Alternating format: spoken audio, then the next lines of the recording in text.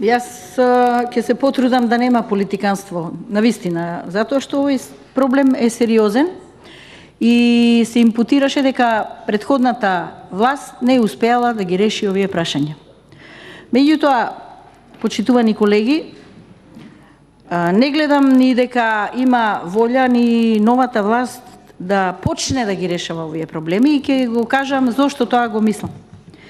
Ако во образованието се кратат со овој ребаланс приближно 21 милион евра, и не се сложувам за некои позиции што се кратат, особено во делот за реконструкција на основни училишта, затоа што реконструкција, покриви и слично не се долги временски периоди каде што ако има средства може да се реконструираат, а на учениците тоа им е потребно. А се кратат тука. 5 милиони за 7 милиони, 8 милиони за основни училишта, за средни училишта, за реконструкција, за покриви, за дограма и не знам зашто се не, што мислам дека е греф. Затоа што ние најдобро знаеме кој што имаме проблем со децата.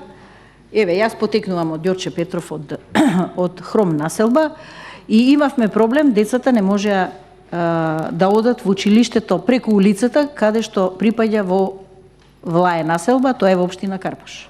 И сега, со години тој проблем чмае, и има и проекти, има се. Нема можеби доволно средства и граѓаните чекаат да се разреши овој проблем. Меѓутоа има и други основни и средни училишта, особено во Ново село, во останатите делови, ќе имаме прилика и ќе предложам такви амандмани. И не ги предлагаме ние амандманите чисто за да зафатиме средства. 6 милиона. Не е тоа поентата. Поентата е новата власт, која што силно критикуваше и бараше исти вакви амандмани и средства, сега мислам дека не започнува да ги решава проблемите, особено во вакви силни кратења на средства, например, 112 милиони да скратите во основно образование, 125 милиона во средно образование наменети за интерактивни табли, 45 милиони градежни работи, исклучително во образование, значи зборувам 21 милион. Кажавте вие, колега, 1 милион е потребно за Велес. Поентава што е? Доколку имаме ние проблем на стари, натоложени долгови и не зборуваме од кои причини дошло до тоа, има објективни причини, има субјективни причини, градоначалниците најмалку се криви за наследените долгови кои што се со години.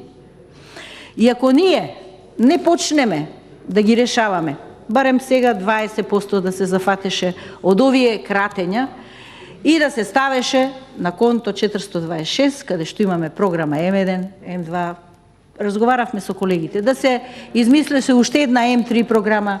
Тоа беше, не е тоа приказка некоја многу сложена за да може да се разрешува тој проблем. Се знае што се блок дотациите. Плати наемнини, материјални средства и превоз. Превозот треба да се издвои во посебен дел, материјалните средства во посебен дел и платите на наставниот кадар во посебен дел. Тоа е проста едноставна работа и не е дека не се знае колку се долговите. Сите и вие како СДСМ и ние како ВМРО кога бевме и коалицијата за подобра Македонија ги знаеме тие работи. Меѓутоа, ако како проблем го сметаме бројот на учениците во едно училиште, во една паралелка, дајте да го разрешиме. Не можеме ние да кажеме дека не можеме да ги скратиме бројот на учениците или да речеме од 15 до 20, 25 веќе и преголем број за еден наставник да води паралелка. Не може да ги научи ништо учениците. Проблемот е да дискутираме, еве го имаме председател на Комисија за образование, колку ќе биде тој оптимален број. Ама вие кажувате, знаете, се скратуваат учениците по број на во паралелките. Имаме и вие знаете, и јас потекнувам од Велес, дека учениците од година во година се намалуваат. Ама имате вие особено проблем со наставниот кадар, кој што, ако одржал паралелка од 25 до 34 души, сега се свел на 18-20, на него што треба да му направиме? 30 години има работен стаж. Да го избркаме од работа? Не.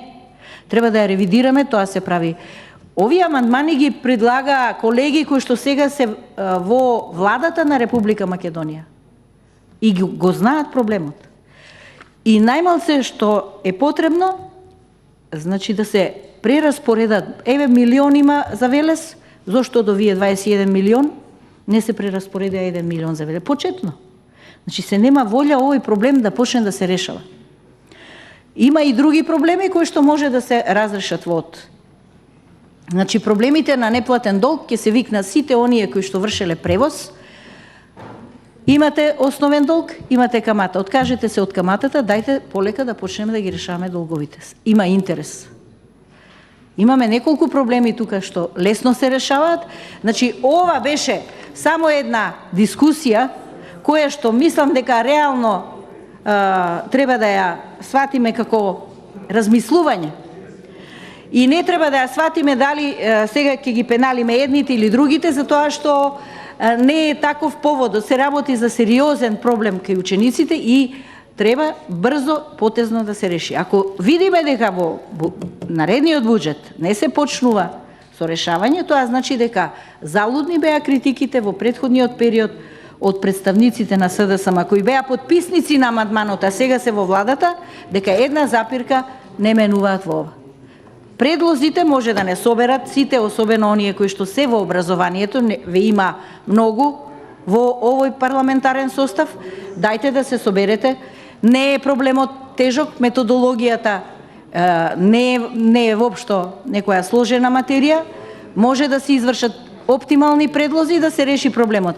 Кратењата во образованието, завршувам веќе, последно ми ова, кратењето не придонесува да се развие образованието. Ако сега ги скратите до година, вие ќе обезбедите 21 нови милиони евра во образованието? Не. Не може. Ке има проблем, ке се соочиме набрзо, за 3 месеци, 4 месеци. Ке ги видите истите проблеми кои што денеска ги дискутираме, ќе бидат и тогаш.